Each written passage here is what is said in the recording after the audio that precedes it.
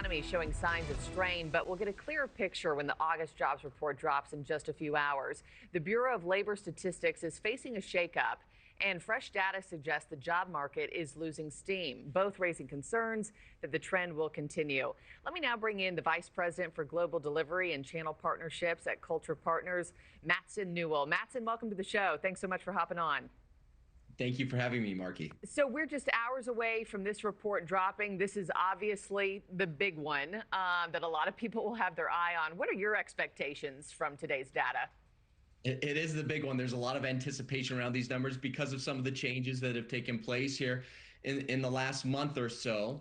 The expectation right now is looking like the jobs report is going to continue to show signs of stagnation, of less than 100,000 jobs added. The unemployment rate will still be estimated to be around 4.2 to 4.3%.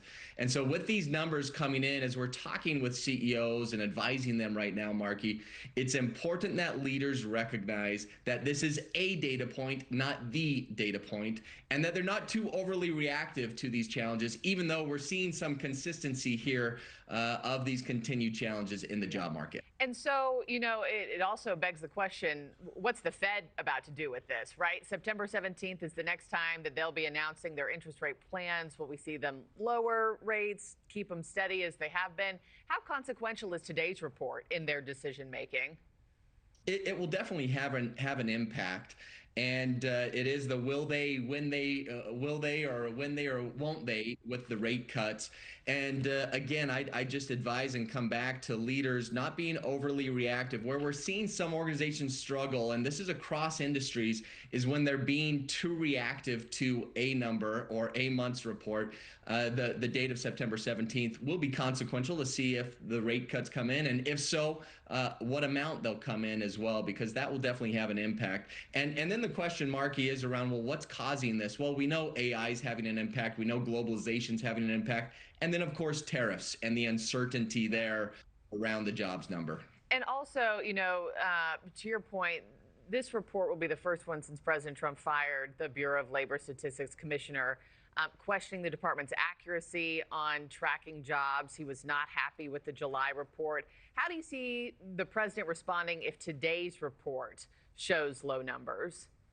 It's a great question, and there continues to be the politicization of these numbers, and that's a concern, because anytime there's more distrust in these numbers, leaders, organizations, the markets, they're not sure if they can take these numbers at face value. And wherever the numbers fall today, we can be certain that organizations and pundits are going to come out and try to spin it the way they want to spin it and make the narrative work for them. And so that's why it's important to look at the macroeconomic factors, not just a number or a report, but make sure you're looking across industries where things are working, because again, we continue to see the politicization of the numbers, and that just creates more uncertainty in employees and leaders and organizations around the world. Yeah, and you know, Mattson, I kind of found it interesting. It was almost as though the president was prefacing that today's report might not be where he would want it to be, because he said, on Thursday, he said the real jobs numbers will come next year.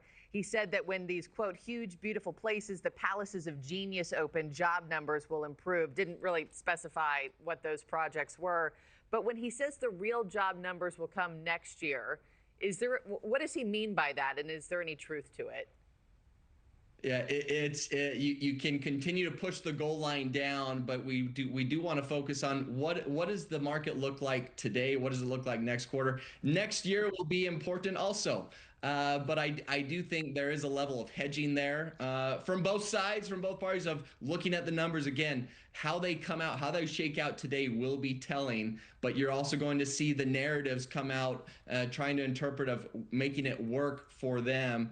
And so, again, I do think reading through the narrative, looking at the numbers, and being strategic as leaders to create greater clarity here for your shareholders, for your stakeholders. Most importantly, leaders need to keep in mind with these numbers, these are people's lives, these are people's jobs. Yeah. So the more clear they can be with their team of where they're going as organizations and how it's impacting their team members, that will help them win the day and make sure they're continuing to deliver the results they need to achieve. Thank you for watching. Subscribe below and download our NewsNation app right now on your phone, and you will get fact-based, unbiased news for all Americans.